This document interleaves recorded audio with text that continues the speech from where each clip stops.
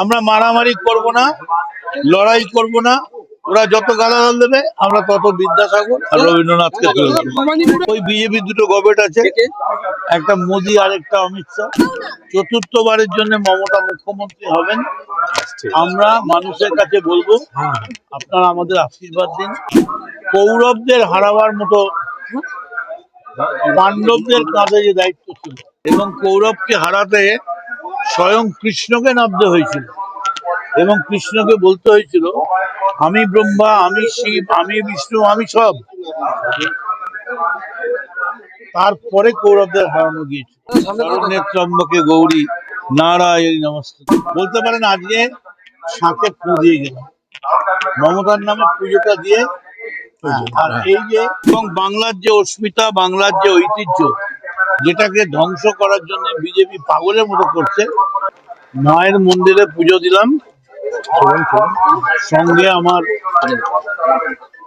বিশ্বস্ত সহকর্মী chairman Gopal Shah, CIC Arindam Bhowmik, সমাজসেবী রাজু ঘোষ সহ অনেকেই। যদি আমায় জিজ্ঞেস করেন কি পুজো দিলেন, তাহলে মূল পুজো যেটা, সেটা মমতা বন্দ্যোপাধ্যায়ের নামে পুজো দিলাম। যে মা, যে বিশাল গুরু দায়িত্ব, কৌরবদের হারাবার মতো পাণ্ডবদের কাঁধে যে দায়িত্ব ছিল, এবং কৌরবকে হারাতে স্বয়ং কৃষ্ণকে নামতে হয়েছিল, এবং কৃষ্ণকে বলতে হয়েছিল আমি ব্রহ্মা, আমি শিব, আমি বিষ্ণু, আমি সব। তারপরে কৌরবদের হারানো গিয়েছিল। সেই রকম মমতার বিরুদ্ধে গোটা ভারতবর্ষে আজ মোদির এই গুন্ডা বাহিনী ঘুরে বেড়াচ্ছে। এবং আমি বলি যে মোদিকে ঘিরে প্রতিদিন যেভাবে এসআইআর এর নামে 200 লোক মারা গেছে, এবং গতকালও মমতার প্রত্যেকটা সৈনিক যেভাবে তাদের বদল করে দিয়ে তারা ভাবছে যে মমতাকে গোয়ারা হারিয়ে দেবে, কিন্তু তারা ভুল করছে। আমি শুধু এইটুকুনি আবেদন করব, আমাদের পার্টি জিতবে, চতুর্থবারের জন্য মমতা মুখ্যমন্ত্রী হবেন।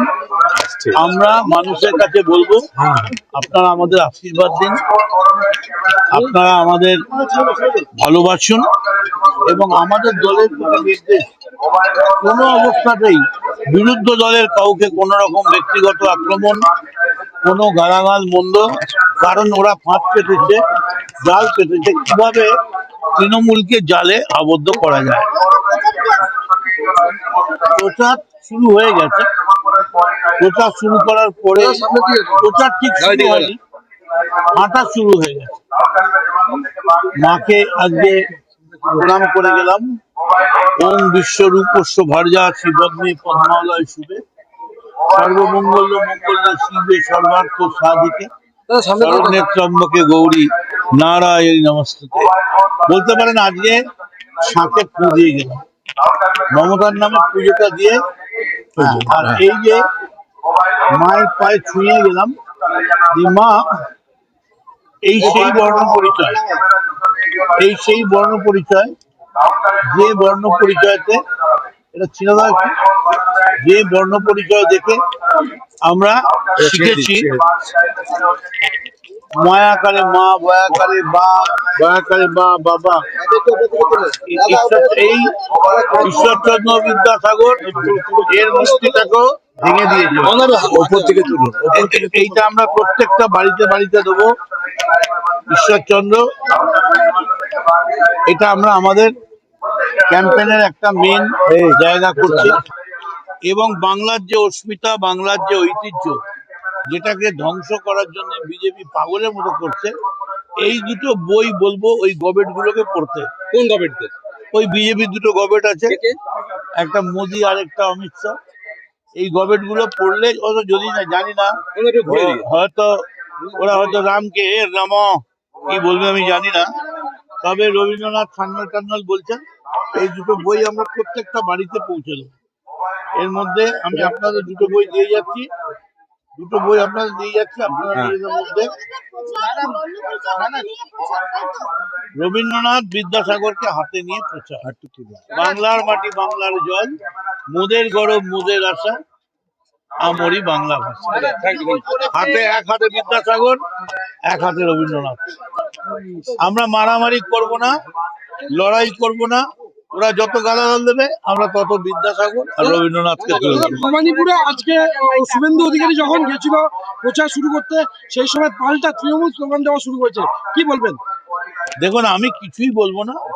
কাউর গাল বাড়িয়ে থাপ্পড় খাওয়ার ইচ্ছে হয়, শুভেন্দুর ইচ্ছে হয়েছে এবার দুগালে থাপ্পড় খাবে, তাই সে গেছে।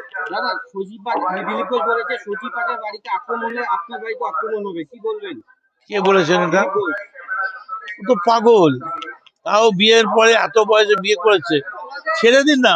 তারপর এত গরম পড়েছে, মাথা এমনি ঠিক নেই। দাদা, মানুষ মুখার্জি বলেছে যদি জেতে মইন মিলে শিল্প হবে, কি বলবেন?